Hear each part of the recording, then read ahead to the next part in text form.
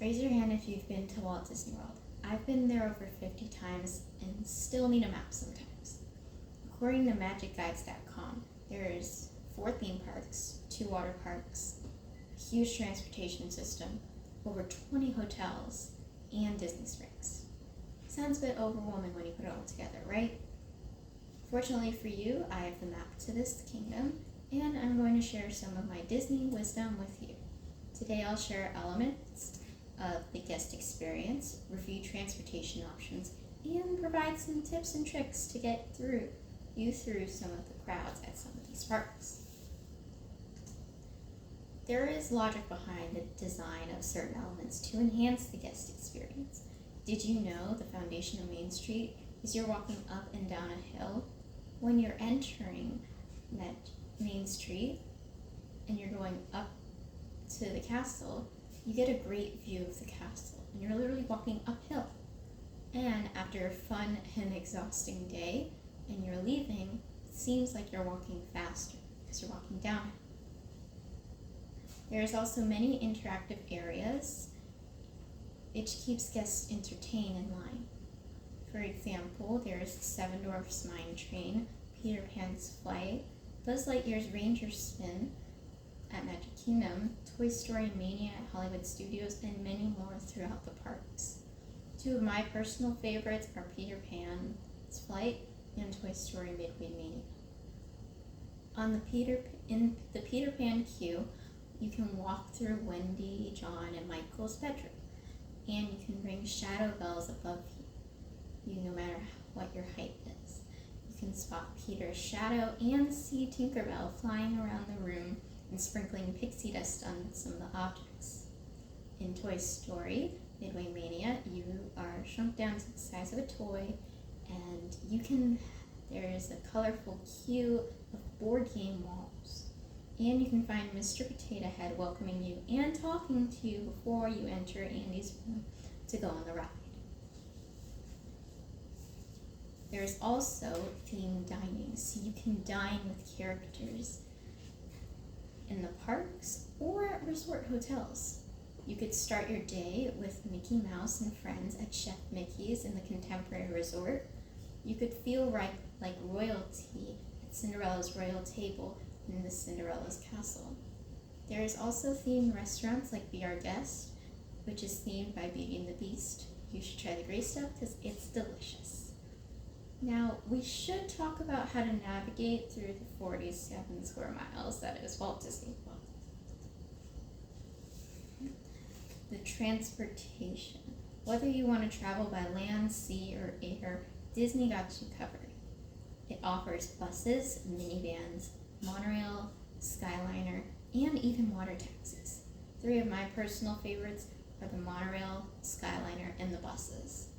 The monorail runs on an elevated track and can take you to Magic Kingdom, the Transportation Ticket Center, Epcot, and a few hotels by Magic Kingdom.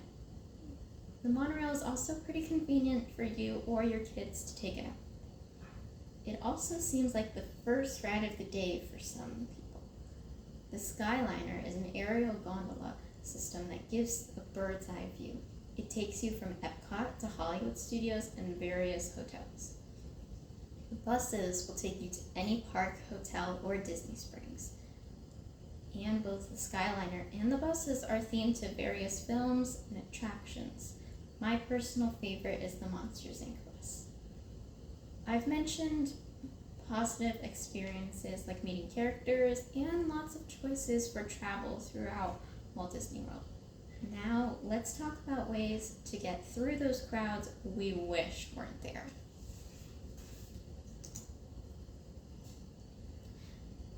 Disney is very fun but crowded, as I've said before.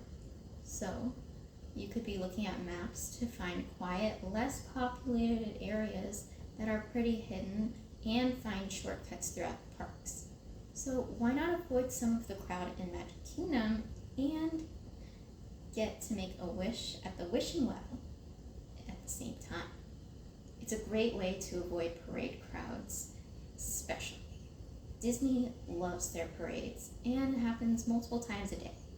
So you can use the Walt Disney World app to route, the route for parades, and the times of day. So you can find a spot to watch or to find the areas to avoid so you can go ride some more rides. Well, most of the crowd is distracted. Lastly, you have the big thing that ends the day, the nighttime entertainment and the fireworks, especially the fireworks.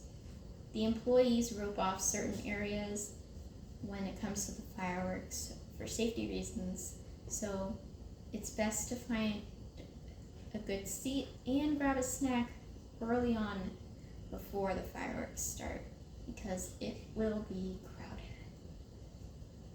If you want to skip the fireworks but you also want a view of them, you can try riding Dumbo or the Seven Dwarfs Mine Train to get a great view of the fireworks.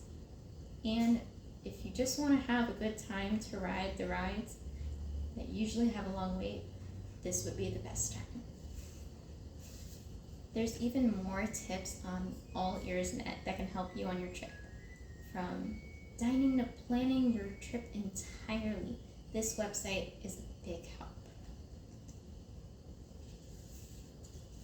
Hopefully now you have a better idea of the layout for the entire property, knowing how to navigate around, and some bonus tips and tricks to get past those crowds. Knowing all these things will help you and your family and your friends know your way around the most magical place on earth. If you're a planner or you and your group are just each doing a part, you could be the navigator. I like to think of it as the leader.